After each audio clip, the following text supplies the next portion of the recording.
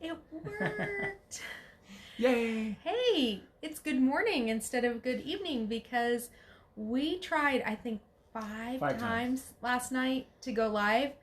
And I'm thinking y'all on the West Coast were just sucking the bandwidth out of Facebook because it actually, for once, wasn't our signal. It was that Facebook just did this. So we figured, obviously, it wasn't meant to happen. We'll try again in the morning. So we had a drink, watched some comedians in cars, and had a chill evening. So anyway, it was research actually, as far as the drink goes. So yeah, we've got a new drink for you. You'll find more about that on Friday. Yeah, we're excited. We were like, this is good, and it's super easy. Yep. All right, so we thought that this might be a good time to talk about who you're being quarantined with and how you can make the best of that situation. You know, it's kind of like being sick. You fantasize, oh, wouldn't it be great if I was sick because then I could lie around in bed all day, and then you actually get sick and you're too sick to actually enjoy it. So it's kind of like that, you know, it can be anyway. So it's kind of the good, the bad, and the ugly of being locked down. Here in Indiana, we're now on day one officially of our sort of 2-week lockdown, so that'll go through at least April 6th. I know other states are even longer than that, so we're going to be in this together for a little while. Right. And so while the good part is that our schedules are easier now, the bad is you can't have any date nights. I kind of miss our Sunday night date going nights. out. We'd go out and we'd talk about our week and go out to dinner and kind of just have some nice time together. And now our time together is almost 100% with children around us because we've got little ones that wake up early, we've got older ones that stay up late. So so it can be hard. So here today we'll talk about how to avoid the ugly. Right. Which is what you do when you're all locked together. Right. Guys, we'll be here a little while. We're going to be here. This is, we've only done this for, a week or two. And I know that our kids are bouncing off the walls. How that's manifesting itself around here is everyone is feeling like they need to talk on top of each other. And it's making us crazy. Well, and then, of course, you just have the emotion of the energy of the unknown. And it's like a bad version of Christmas excitement, where there's this energy level and vibration that's happening. There's no presents at the end. Yeah, that's a bummer. No, and we've got a situation where here, hopefully it's better where you are, but we're finally getting some nicer weather today. But it snowed on Sunday, right. And then it's been raining, and so hopefully we're looking forward to some drier weather to boot the kids outside for a little while. Totally going outside today. So we're going to talk about practical marriage communication, and how you can make the best of this situation with the person that you are with now 24 hours a day. Yeah. So. Well, and as we mentioned before, just be open. You can't read people's minds. As long as we've been married, that still doesn't work. And just because you're locked in the same house together now, doesn't change your ability to read somebody else's mind. No. So. We haven't figured it out after we've been together almost 30 years. Yeah. Still can't read each other's mind. No. So be very clear in your communication. Just say how you're feeling, or what needs to be done, rather than expecting the other person to read your mind and then get frustrated when they don't. Yeah. If you're having any thoughts like, well, if you really love me, you would know. Just those need to go away because they do really love you and they don't know. You've got to say it. Say it out loud. And if you're the one receiving that, and sensing the frustration, ask the questions, so what I'm hearing is this, is that right? Because you could be way off base. If you're making assumptions in your head, you could be way off base. Well, and right now too, everyone's trying to kind of figure it out as far as how do I work from home? How do I school the kids from home and all these other things? And so you may be getting a response that the tone of voice isn't necessarily reflective of what they're saying. And by that, just because it's frustration with something else, and you just happen to catch them at a certain time, or so don't take it personally, and just ask clarifying questions so you can figure out, hey, what's going on here? Right, and make sure you're complimenting right now. Compliment in front of your children. Compliment the food that's being given, the work that's being done, the toilet that's getting repaired. Show gratitude and thanks for what's all the work that we're all putting in. Compliment good attitudes. Yeah. And set the positive example of how to act. Yeah, I've really tried to be cautious of that, or cognizant, I guess is a better term. Of just, the kids will be looking at me and looking at both of us and how we react to what's going on. Mm-hmm. We're already getting questions from them. Well, I'm hearing a lot of people are losing their jobs or this or that. Obviously they're concerned about things, and how do we respond in a positive way with what's happening? Right. And so it not only is providing sort of reassurance to them that regardless of what happens, we'll make it through, but also shows them how they should respond in situations, so that they're not freaking out or overreacting. Right. Also, state your struggles. Maybe not in front of the children if you think that they can't handle that, but rather than just allowing frustration because you're not getting stuff done or things aren't going the way you're expecting them to go, say, this is what I'm struggling with. This is, where the conflict in my day is occurring. And just being frustrated over finances or getting the laundry done your partner isn't going to read that and know what the problem is. And because we are all selfish individuals, we always assume the problem is us. And sometimes that's not the problem. And it's two heads better than one. Yeah. Work together to figure out a solution. Because so many times I can be super frustrated about something, and when I tell Brian about it, he comes up with a solution that it's like, oh, okay, that'll work. Yeah. No, and but at the same time, don't always feel like you have to solve the problem either. Sometimes your partner just needs to vent. Sometimes I'm guilty as charged. Yes.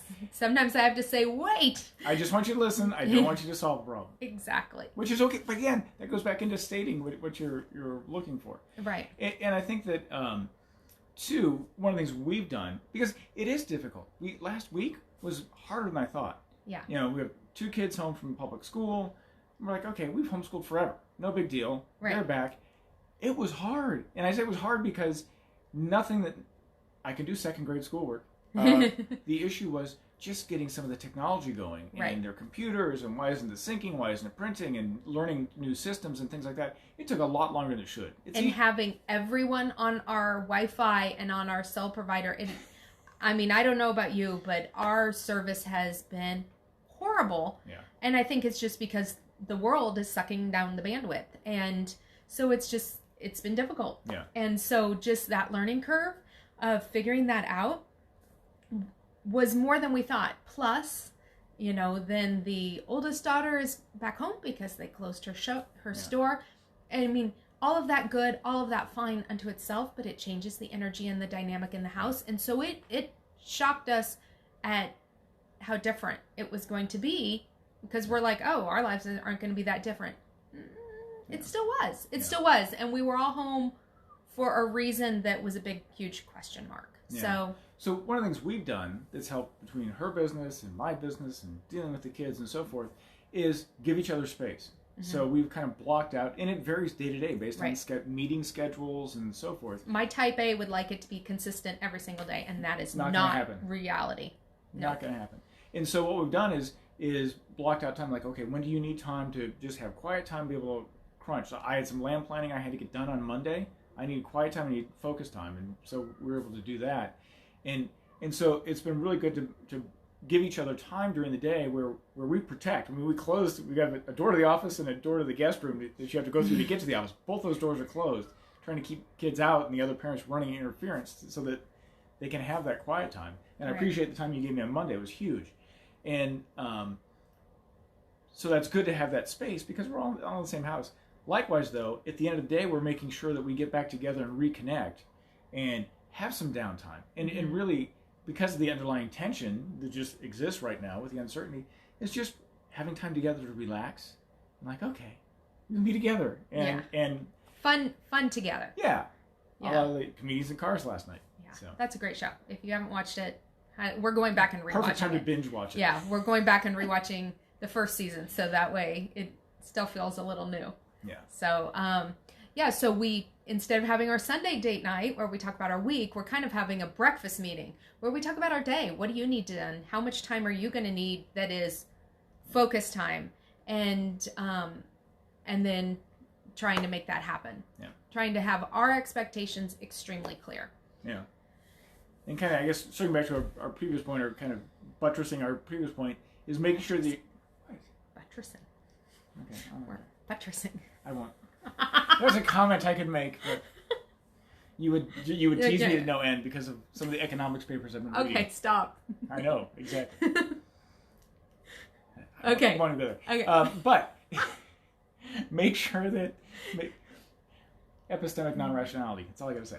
But make sure that your behavior backs up your words.